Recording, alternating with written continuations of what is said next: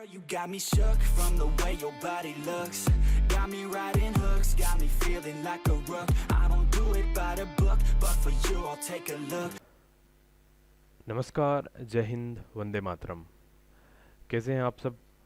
उम्मीद है आप सब बढ़िया होंगे। आज जो है मैं एक नया नोटिफिकेशन लेकर आया हूँ, technical entry scheme in Indian army. Indian army में जो है 12वीं के बाद एक सीधी एंट्री होती है बिना एग्ज़ाम के, लेकिन उसमें इंटरव्यू लिया जाता है। तो जो ये एंट्री है उसके बारे में अभी सोशल मीडिया पर जो है कई मिथ्स वगैरह जो हैं चल रहे हैं कि केवल 70% से जो है आप इंडियन आर्मी में नौकरी ले सकते हैं। इस प्रकार से लेकर के कुछ मिथ्स चल रहे हैं। तो आज मैं जो है इस एग्ज़ाम की पूरी डिटेल्स जो है आपके लिए लेकर आया हूँ। तो पहली बात तो ये है कि आपको 12th जो है वो पास आउट होना ज़रूरी है इसके लिए। फिर जो है इसके लिए एलिजिबिलिटी क्राइटेरिया अपन देख लेते हैं कि कौन कौन जो है इसके लिए एलिजिबल होंगे। तो सबसे पहले मैं कोर्स के बारे में बता देता हूँ थोड़ा सा। ये कोर्स जो है 10+2 टेक्निकल एंट्री स्कीम 44, यानी कि ये 44वां कोर्स है जो कि जनवरी 2021 को शुरू होगा। तो उसके लिए जो है इस आवेदन जो है शुरू किए गए हैं। अब सबसे पहले एलिजिबिलिटी के लिए जो है नेशनलिटी, उसके बारे में बात करते हैं। तो ये नॉर्मल सी जो है नेशनलिटी की जो टर्म्स हैं वो है सिटीजन ऑफ इंडिया, भारतीय मूल का कोई व्यक्ति, नेपाल का कोई व्यक्ति, इस प्रकार से कुछ है। मैं आपको नोटिफिकेशन जो है वो प्रोवाइड करा दूंगा। और इसमें मेन बात ये भी है कि जो कैंडिडेट जो है वो अनमेरिड होना चाहिए। अनमेरिड कैंडिडेट जो हैं वो इसके लिए एलिजिबल होंगे। फिर इसमें बात आती है कि 12th के जो सब्जेक्ट्स हैं वो कौन कौन से। तो जिन्होंने 10+2 फिजिक्स,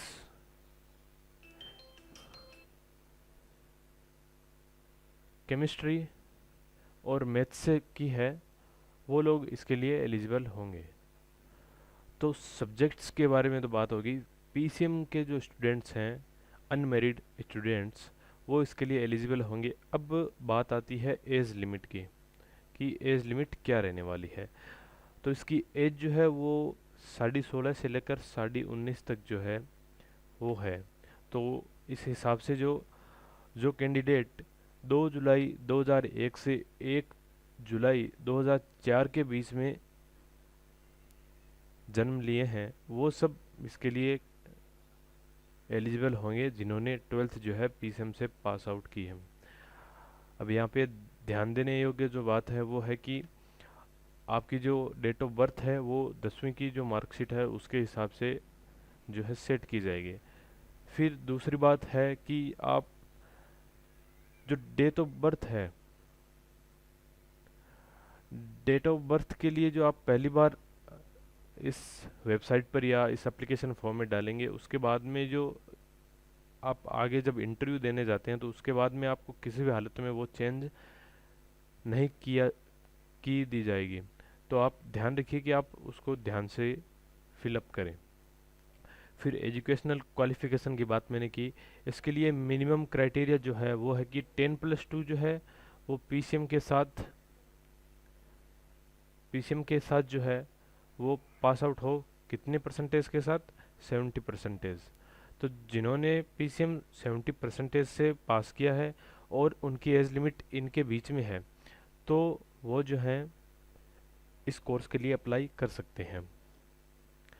फिर कई स्टूडेंट्स के जो है वो थोड़ा ऐसे सोच रहता है कि मेडिकल के लिए, यानी कि जो कोई डिफेंस में जाना चाहता है तो उसको ऐसे चिंता लगी रहती है कि मेडिकल का क्या है। तो उसके लिए जो है जॉइन इंडियन आर्मी पर मेडिकल के स्टूडेंट्स वगैरह जो है वो दिए हुए हैं। तो आप वहाँ से देख सकते हैं कि किस प्रकार से जो है मेडिकल स्टूडेंट्स उसमें है, आप किस प्रकार से फिट हैं या नहीं, तो आप उस हिसाब से देख पाएंगे।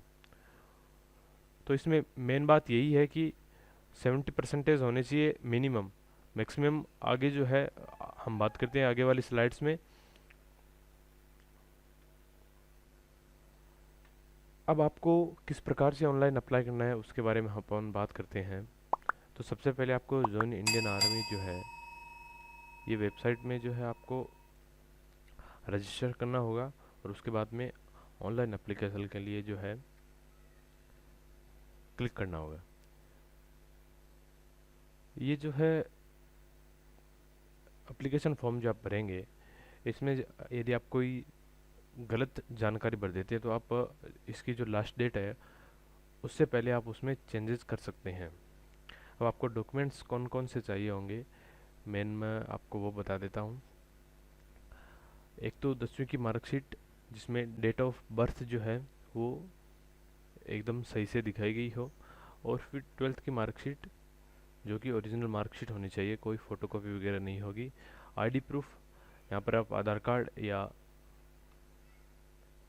कोई और जो आईडी प्रूफ है आप वो ले सकते हैं, और उसमें आपको फ़ोटो अपना जो खुद का फ़ोटो है पासपोर्ट साइज़ वो, और सिग्नेचर आपको इसमें चाहिए होंगे ऑनलाइन एप्लीकेशन में।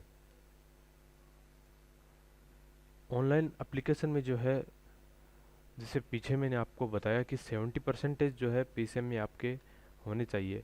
इसका मतलब ये नहीं है कि आप 70% से ऊपर है तो आपका इंटरव्यू होगा ही होगा।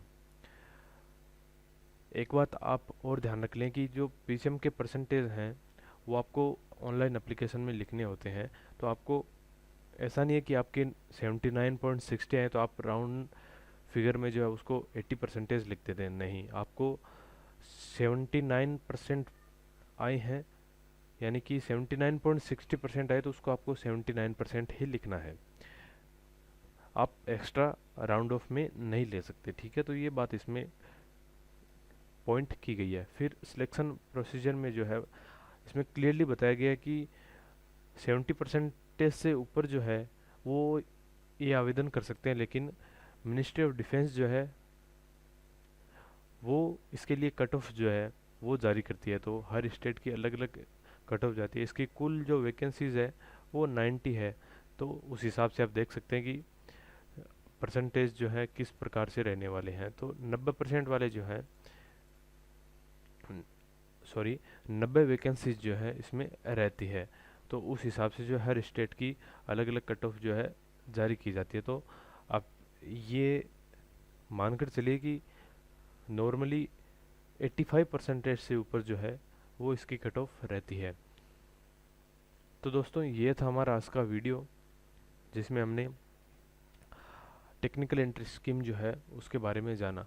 तो आपको ये वीडियो कैसा लगा हमें कमेंट करके ज़रूर बताएं, और किसी जानकारी के लिए जो है आप कमेंट कर सकते हैं।